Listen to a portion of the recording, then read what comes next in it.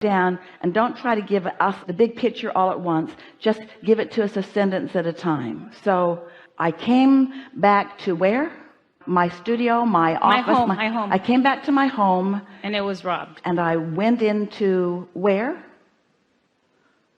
To find a home that was robbed. So they took the whole house? No, they took some items. I went into what room?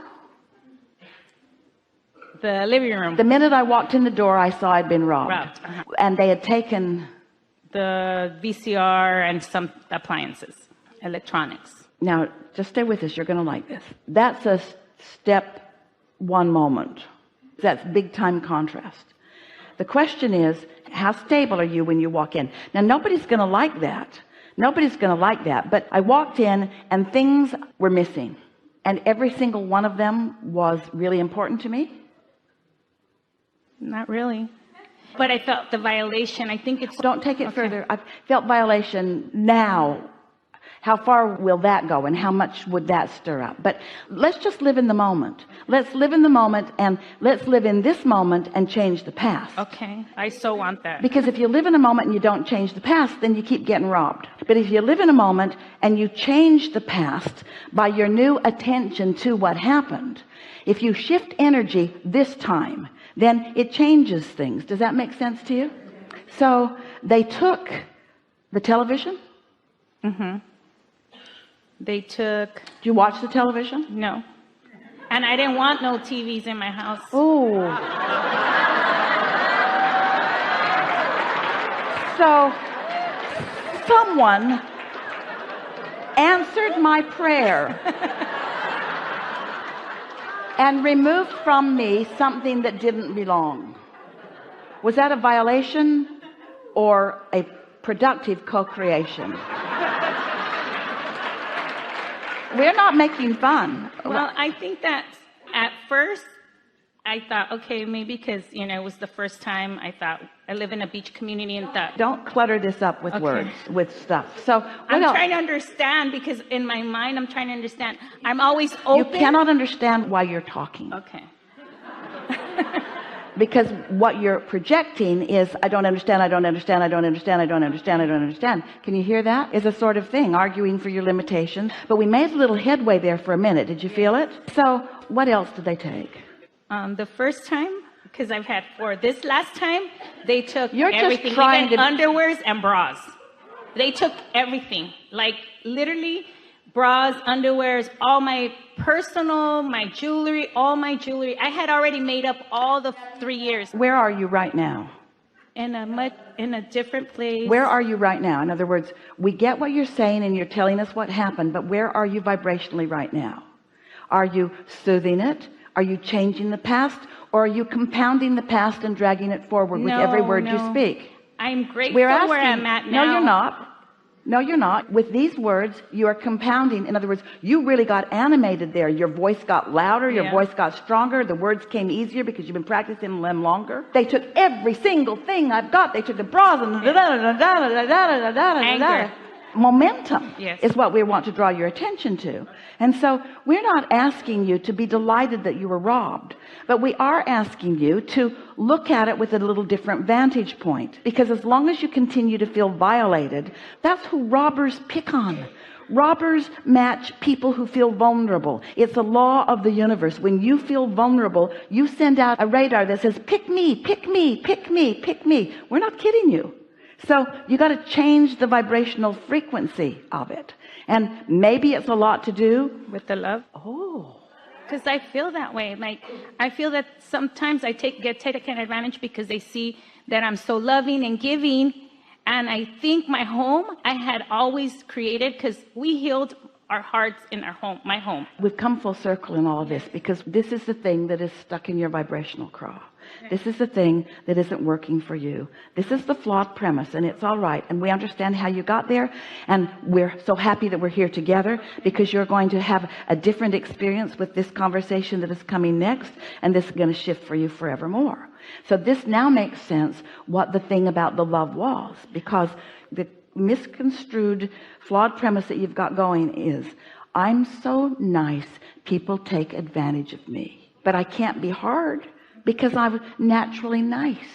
And what we want you to know is that when you are in sync with that love, that other stuff that feels like a victim isn't a vibrational match to you. So that means the love that you're talking about is a quest, and it's something that you often find, but you're not always there. In other words, do not say, because I'm loving, they are robbing me. Instead say, because I am a victim, they are robbing me. And when you are in that loving state, you're not in that victim state. You get to choose. Since words don't teach, and what comes to you is always a vibrational match to what you've got going on, this lets you know, especially with the consistency of it, that while you want to be offering the love vibration, the secure vibration, the well-being vibration, the balanced vibration, the things are always working out for me vibration, that you are still like most people, you're having a knee-jerk reaction to things that are happening. So the vibration that you want to offer is not the vibration that you are often offering. It's not an unusual thing for something to happen in 3s or 4s, because it happens. You observe it, you don't like it, you offer a vibration about it. Law of attraction brings you something else like it, you don't like it, you observe it, you offer a vibration about it. But you have to do something to change the tide. And we're asking you, because we know that you can, we're asking you to respond to your source energy vibration instead of to the condition.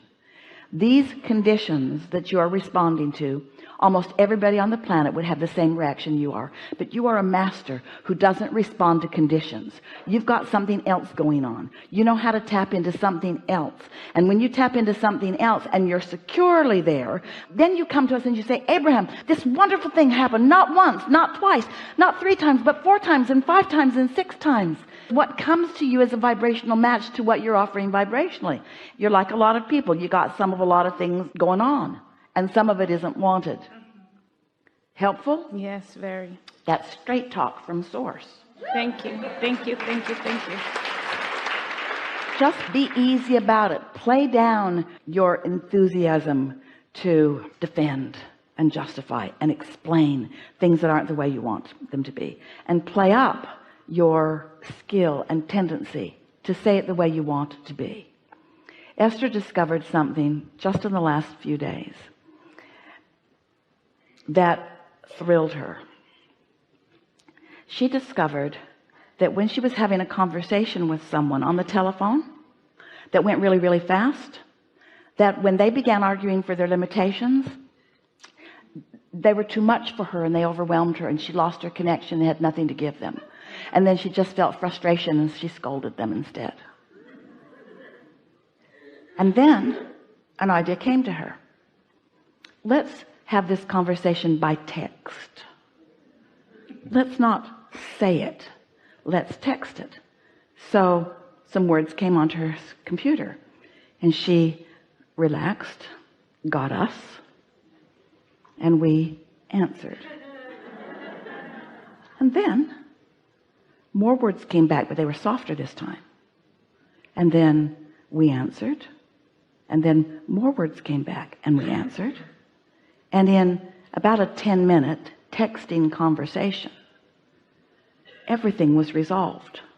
The energy was all in alignment. And so what we're demonstrating with this example is that you have to give yourself a chance to formulate and know what you know. So in what you were just doing with us, you were playing both ends of the conversation. You were asking and answering and asking and answering and asking and answering and asking and answering. I want it to be better, but I keep being robbed, and I know this things, but I keep being robbed, and I love the heart energy, but they took my television, and I love the heart energy, and they took my bras. It was back and forth and back and forth and back and forth and back and forth till you didn't give yourself a chance to get your footing. But you can get your footing because it's the strongest part of you. So you just got to slow it down and not bombard yourself with the stuff that takes you off balance. Get steady about it. And you can do this with every single thing. People have been coming to me to demonstrate to me that I have some vulnerability going on. And it's all right, because sometimes they take things I don't even want. My house burned down, and it was the first time I ever got caught up on the paperwork.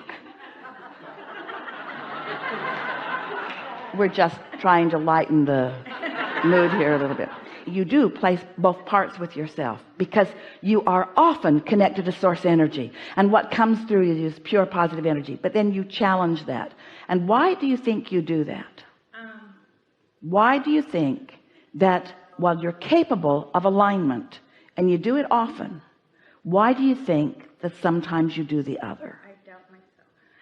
I doubt that because we don't want you to explain the doubt. Okay. So we say to you, it's normal to feel doubt when you get a little off kilter from who you really are. It's normal. That's what your guidance system is about. Doubt is your indicator that that thought doesn't jive with who you really are. Feel how different these words feel than the words that you would usually go down when you start describing to us the doubt. Are you all following this? It's kinder self-talk to self, but it's not just kinder self-talk, it's connected self-talk. So if you're mad at yourself or you're in a bad situation, don't have a conversation with yourself, because it's not going to go well. Esther is about as aligned a human being as you will meet, usually.